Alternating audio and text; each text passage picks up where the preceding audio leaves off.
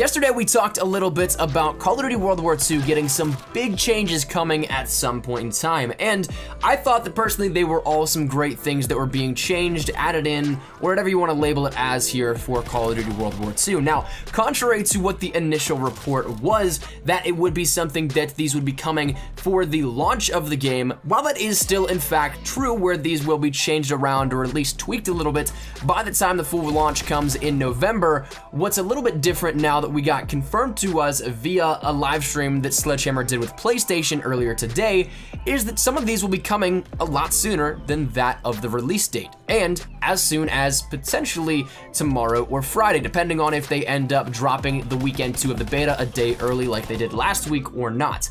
But that said, if you are on PlayStation, you'll definitely notice some details here that were different from last week, as well as if you're on Xbox One and you paid attention to any of the footage or anything on YouTube, you'll probably notice some things immediately different as well too. So I want to detail with you guys some of the stuff that went down within this interview with Sledgehammer and PlayStation, talking about the World War II content coming for this beta weekend, some changes, some new things, all that good stuff. Let's jump right into it. But firstly, let's talk a little bit about the brand new map that will be coming within Call of Duty World War II's beta. This is something that we talked about earlier in the day, I think, or potentially after this video goes live. I'm not entirely sure which video will go first on today's schedule, but regardless, it's a brand new map called Aachen, a 3-lane map based in Germany, showcasing a bunch of city rebel feasible playstyles, including sniping for those long-range engagements, SMGs for those close quarters things, as well as shotguns, and of course there are the longer range engagements that are a little bit more so suited for assault rifles compared to the super long range like a sniper would. Now, of course,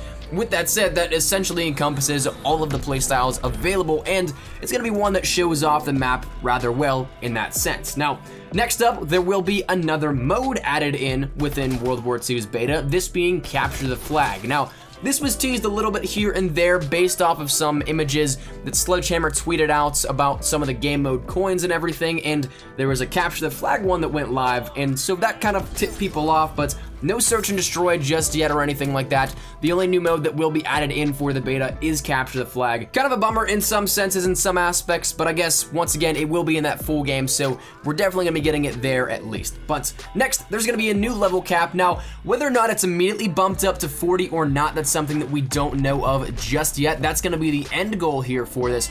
40 out of 55 levels for the beta entirely, so once the full game launches, you'll end up being able to go up for all 55 and then prestige and do it all over again. But for the end goal of the beta, it's only to get to rank 40. But if that's going to be the immediate starting point for weekend 2, I don't personally think so. I think we'll start out with maybe like 35 or something, bump it up 10 levels from where it is and where it left off with PlayStation 4, and then bump it up again another 5 on Saturday or so like we did with last weekend's beta once again. Now, there's going to be a couple of new weapons, some score streaks and everything like that that will be available to unlock via that rank progression. Such things being a brand new sniper rifle, the M1903, which hasn't been officially named just yet, but we can see it in a split-second piece of footage which was debuted as B-roll in this interview. The M1A1 carbine, or carbine depending on how you pronounce it.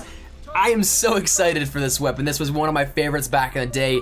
I'm warming up the trigger finger already, man. I seriously cannot wait to get my hands on this and play around with it within the beta. What level it will be unlocked at, or if it's something that is locked past that initial first level cap, we don't know just yet, but it is coming at some point in time this weekend. The flamethrower and the mortar strikes will be added in to that streak list of everything that you can use, and so therefore the flamethrower is no longer just exclusive to war as an airdrop, but will be available for actual use in regular multiplayer matches. Now, it was 500 score at E3's beta gameplay build, if I'm not mistaken.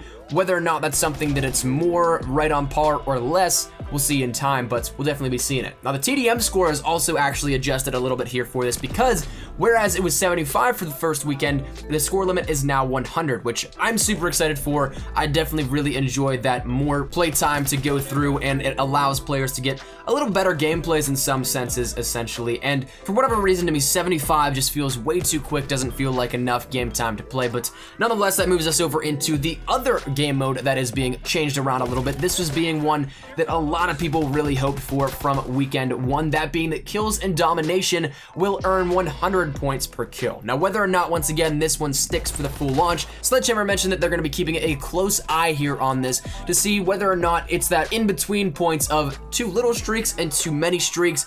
That's something that we don't know of just yet how it will work out, but for at least weekend 2, we'll be getting 100 points per kill on top of that. So that rounds out everything that we have here coming immediately in weekend 2. There were a couple of things that were detailed coming for the full launch that will be there, but not necessarily right now implemented within the beta. Once again, one of those big things being search and destroy being in the full game, but not in the beta. And then additionally, they detailed that there will be, of course, a map voting system at launch, but they didn't put it in the beta just because they wanted to make sure that all maps were having equal playtime through all the testing to make sure that on their end, they're getting the rightful data that they are hoping to look for to improve the game and make the changes that they feel need to be changed if there are any at all. And the way that you do that is making sure that everything is played evenly. If there's more distribution of one or the other, it'll lopside those results and not give the most accurate representation of the data that needs to be changed or worked with. So that said, that is everything coming to World War II's Weekend 2 beta here, the little bit of addition changes, all that kind of stuff.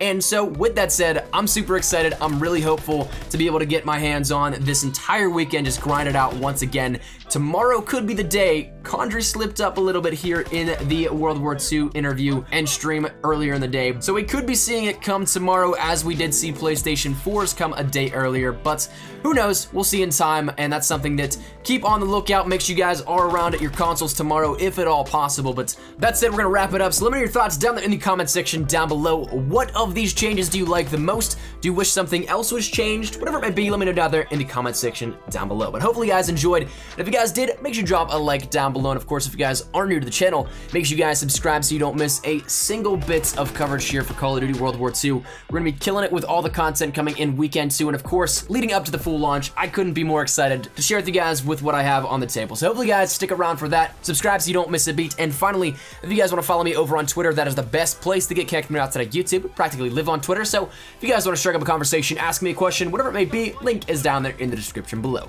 But all that said and out of the way, hope you guys had a fantastic day. Thanks so much for watching. Mine has been Espresso. I'll see you guys later. Take care and peace.